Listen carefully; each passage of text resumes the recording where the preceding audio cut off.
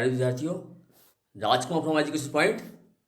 आज हम 10th की मैथ्स की वर्कशीट नंबर 41 करने जा रहे हैं, जो कि 3 नवंबर के लिए है। ठीक है, इसमें हम पुनरावृत्ति करेंगे वास्तविक संख्याएं की। ठीक है, देखिए, वास्तविक संख्याओं में दो संख्याएं आती है, एक परिमेय संख्या और एक अपरिमेय संख्या। ठीक है, दोनों का दशमलव प्रसार हो सकता है। परिमेय संख्याएं जो हैं वो संख्या होती हैं जिनको हम p/q की फॉर्म में लिख सकें।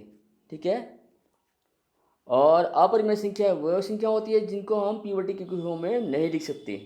ठीक है, अब परिमेय संख्या भी दो तरह की होती है, एक शांत आवर्ती वाली और एक अशांत आवर्ती वाली।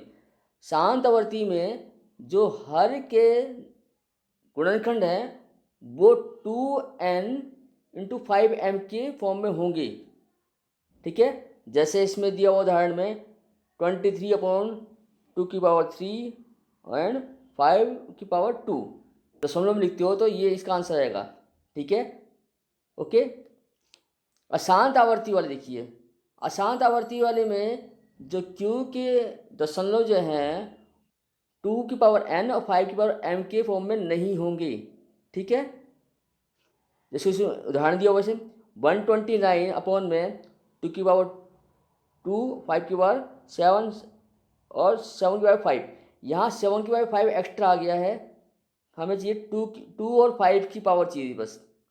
तो इस वजह से इसकी आवृत्ति जो है वो शांत नहीं होगी, यानी कि रुकेगी नहीं, ये चलती रहेगी। ठीक है, तो इसमें जाएगा 43.1 2 3 4 5 6 7 8, ये जो अंडरलाइन है ये रिपीट होंगे। ठीक है, अब आ जाइए अशांत अनावर्ती। इसमें क्या होता है कि इसका दशमलव रूप में क्या होगा कि कोई भी डिजिट जो है, कोई अंक रिपीट नहीं होगा, बार बार नहीं आएगा। ठीक है, और इसे आप p/q की फॉर्म में कन्वर्ट नहीं कर सकते, जैसे कि इसमें दिया हुआ है 0.120 1200 1200। ठीक है, तो ये हो गया अशांत अनावर्ती यानी कि अपरिमेय संख्या है। चलिए आगे बढ़ते हैं। अब इसे गुणधर्म देखिए, इसमें क्या लिखा है, अंकगणित की आधारभूत प्रमेय। भाज्य संख्याएं अभाज्य संख्याओं के गुणनफल के रूप में होती है। आप जितनी भी भाज्य संख्या है उनको अभाज्य संख्याओं के गुणनफल के रूप में लिख सकते हैं और इसमें लिखा जाएगा। ठीक है, अभाज्य गुणनखंड अद्वितीय होता है और अभाज्य गुणनखंड के क्रम में अप्रभावित है, यानी कि अभाज्य गुणनखंड जो है उसको आप तोड़ ही नहीं सकते, गुणनखंड नहीं कर सकते आगे। ठीक है, इसके बाद देखिए सूत्र, जैसे हमें a और b का HCF निकालना है तो आपने करना क्या है, संख्याओं के प्रत्येक उभयनिष्ठ अभाज्य गुणनखंड की सबसे छोटी घात का गुणनफल, यानी कि आपने a और b का गुणनखंड करना है, अर्थात HCF में आपको दोनों संख्याओं के उभयनिष्ठ अभाज्य गुणनखंड की सबसे छोटी घात लेनी है। ठीक है, ओके। एलसीएम करते हैं, एलसीएम में क्या होगा, जैसे इसमें ए और बी का एलसीएम निकालना है तो आपने क्या करना है, इन दोनों को फैक्टर करने हैं, अभाज्य गुणनखंड करने हैं, और फिर इसमें जितने भी गुणनखंड हैं उन सभी की सबसे बड़ी घात का गुणनफल लेना है। ठीक है, तो और एक बात याद रखिए, HCF × LCM जो होगा वो दोनों नंबरों के गुणनफल के बराबर होगा। ठीक है, चलिए आगे बढ़ते हैं। अब इसमें देखिए यहाँ 5 क्वेश्चन दिए हुए हैं, इसको आपको हल करना है। ओके, चलिए अब हल करते हैं इनको। पहला प्रश्न देखिए, कितने दशमलव स्थानों पश्चात संख्या 53/2³ × 5/2 का दशमलव प्रसार शांत होगा। देखिए बच्चों, इसके लिए क्या करेंगे हम, सबसे पहले हम 53/2³ × 5/2 है, हम दोनों की पावर 5 और 2 की बराबर करना चाहते हैं, तो इसके लिए हम क्या करेंगे, ऊपर नीचे 5 से मल्टीप्लाई कर देंगे, यानी 5/5 से मल्टीप्लाई कर देंगे, जिससे हो क्या, ये हो जाएगा 53 × 5 होगा 265 अपॉन में 2 की पावर 3 और 5 की पावर 3 हो जाएगा। आप इसको 265 अपॉन में 2 × 5 की पावर 3 दिखा सकते हो। और आप इसे दशमलव में कन्वर्ट करोगे तो ये आएगा 0.265, ठीक है। अर्थात इसके 3 दशमलव स्थानों के पश्चात 53/2 की पावर 3/5 की पावर 2 का दशमलव प्रसार शांत होगा, ठीक है। तो इसका उत्तर है 3 दशमलव स्थान, ठीक।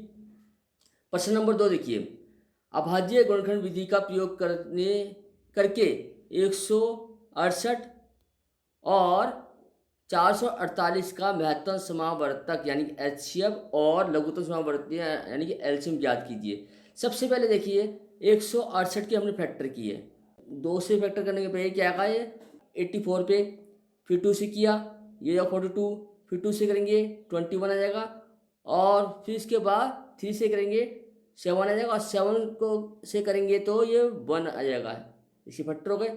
ऐसे ही आप इसके फैक्टर कर दीजिए 4 4 8 के, जब फैक्टर करेंगे 2 से जाएगा ये 2 2 4 पे, फिर 2 2 4 2 पे जाएगा, ये हो जाएगा 1 1 2, फिर 2 से जाएगा 56, फिर 2 से जाएगा 28, और फिर 2 से जाएगा 14, और फिर किससे जाएगा 2 से 7 पे, और 7 से जाएगा 1 पे, ठीक है।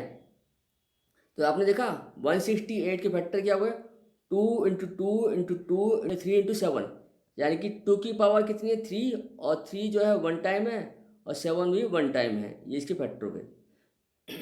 4 4 8 के फैक्टर जो होंगे वो 6 टाइम जो है 2 है, और 1 टाइम 7 है, तो इसका मतलब 2 की पावर 6 × 7 की पावर 1 हो जाएगा, ठीक है।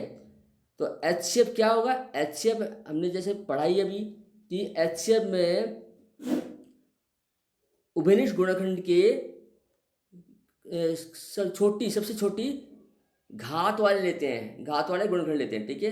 तो यहाँ पे देखो 2 की पावर 3 है और 2 की पावर 6 है, तो 2 की पावर 3 जो है वो क्या है, छोटी है, तो इसलिए हमने यहाँ पे ले लिया 2 की घात 3, गुणा में 7 की घात दोनों में 1 1 है, तो ये भी ले लिए, तो यही कॉमन है।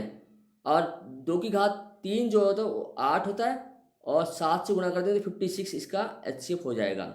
एलसीएम के लिए हम लेंगे मैक्सिमम पावर, बड़ी से बड़ी घात, सबसे बड़ी घात देखेंगे 2 की, तो वो 2 की पावर 6 है, 2 की पावर 6 ले लेंगे, और फिर 3 की पावर 1, सारे फैक्टर लेने इसमें याद रखना, फिर 3 की पावर 1 ले लेंगे, ठीक है, और 7 की पावर 1 भी ले लेंगे, तो 2 की पावर 6 जो है 64 होता है, और 3 × 7 होता है 21, ठीक है। इनको मल्टीप्लाई करें तो क्या आएगा 1284, ओके। अब आगे देखिए, अगला क्वेश्चन है क्वेश्चन नंबर 3, यदि एचसीएफ ऑफ 64 एंड 108 4, तो एलसीएम ऑफ 64 एंड 108 ज्ञात कीजिए। तो देखिए एचसीएफ दिया हुआ है 64 और 108 का, हमें एलसीएम ज्ञात करना है। हमें पता है कि एलसीएम जो है वो क्या होता है, पहली संख्या गुणा दूसरी संख्या बटे में एचसीएफ, ये फॉर्मूला है इसका एलसीएम का। तो हम इसमें वैल्यू पुट कर देंगे, तो पहली संख्या है 64, दूसरी संख्या है 108, अपॉन में एचसीएफ है 4, 4 से 64 कैंसिल कर देंगे तो ये 16 पे जाएगा, तो 16 × 108 करने पे ये आएगा 1728, तो एलसीएम हो जाएगा 1728, ओके। क्वेश्चन नंबर 4 देखिए, वास्तव में विभाजन किए बिना दी गई संख्याओं परिमेय संख्याओं के दशमलव प्रसार शांत या अशांत आवृत्ति ज्ञात कीजिए। पहला है 17/1600, तो 17/1600 को करेंगे तो क्या आएगा, 17 तो ऐसे रहेगा, लेकिन 1600 के फैक्टर करेंगे तो ये 2 आएंगे में इसमें 6 टाइम, और 5 आएगा 2 टाइम, तो यानी 17/2 की पावर 6 × 5 की पावर 2 हो जाएगा। क्योंकि इसके जो दशमलव प्रसार हैं, इसके जो गुणनखंड है, हर के गुणनखंड जो है वो 2 की पावर 5 और 5 की पावर n के रूप में है, इसलिए ये शांत होगा, इसका दशमलव प्रसार शांत होगा, ओके। सेकंड पार्ट देखिए क्या लिखा है, 45 बटे में 2 की घात 3 गुणा में 5 की घात 2 गुणा में 7 की पावर 2 दी हुई है। तो यहाँ देखिए इसके हर के गुणनखंड में 2 की घात 7 की घात 2 आ गया, जो कि एक्स्ट्रा है, ये नहीं होनी चाहिए। तो इसका मतलब इसके हर के गुणनखंड 2 की घात m गुणा 5 की घात n के रूप में नहीं है, इसलिए ये अशांत होगा, ठीक है, ये 7 की घात 2 नहीं होना चाहिए था, ओके। थर्ड पार्ट देखिए 23/2 इंटू 5/2। इसमें देखिए यहाँ इसके हर के गुणनखंड जो है 2 की घात m गुणा 5 की घात 2 5 की घात n के रूप में है, इसलिए ये शांत है। ओके, इसके दशमलव प्रसार शांत होंगे। पांचवा क्वेश्चन, संख्याओं के दिए गए दशमलव प्रसारों के लिए सही विकल्प पर चिन्ह लगाइए। सही का चिन्ह लगाना है, मैंने सही की चिन्ह लगाने के लिए सीधा इसका आंसर लिख दिया है, ठीक है। तो आपने चिन्ह लगाना होगा। देखिए क्या लिखा, 28.345612। बताना है क्या ये परिमेय है या अपरिमेय है, सिर्फ ये बताना था। तो ये परिमेय संख्या है, और यहाँ मैंने बता दिया परिमेय भी कौन सा है, शांत। शांत परिमेय है क्योंकि ये टर्मिनेट हो चुका है, खत्म हो चुका है, आगे नहीं बढ़ रहा, रिपीट नहीं हो रहा, ठीक है। सेकंड, 2.35 पे बार, यानी 35 पे बार का साइन है डेसिमल में, तो ये अशांत है। बार का साइन यानी कि जो 35 के ऊपर जो लाइन जो बनी हुई है, रेखा बनी हुई है, इसका मतलब 35 जो है रिपीट हो रहा है, तो ये 2.353535 है, ऐसे चलता रहेगा। तो ये परिमेय संख्या तो है, इसको पी बटे की फॉर्म में रख सकते हैं, यानी कि बटे में लिख सकते हैं। तो ये अशांत है, लेकिन ओके अशांत है, तो ये है परिमेय संख्या। आपने परिमेय संख्या पे टिक लगाना है। थर्ड, 0.110110011000। यहाँ देखिए, यहाँ कोई संख्या रिपीट नहीं हो रही है, ये जीरो जो है वो बढ़ रहा है हर बार, ठीक है। तो ये आप इसको पी बटे की फॉर्म में नहीं लिख सकते, अतः ये क्या है, अपरिमेय संख्या है। ओके, तो इस प्रकार से हमने ये वर्कशीट पूरी कर ली है। आशा करता हूँ आपको ये वीडियो पसंद आई होगी। अगर वीडियो पसंद आई तो अपने अन्य दोस्तों को भी ज़रूर भेजें ताकि उनको भी इसका लाभ मिल सके। धन्यवाद।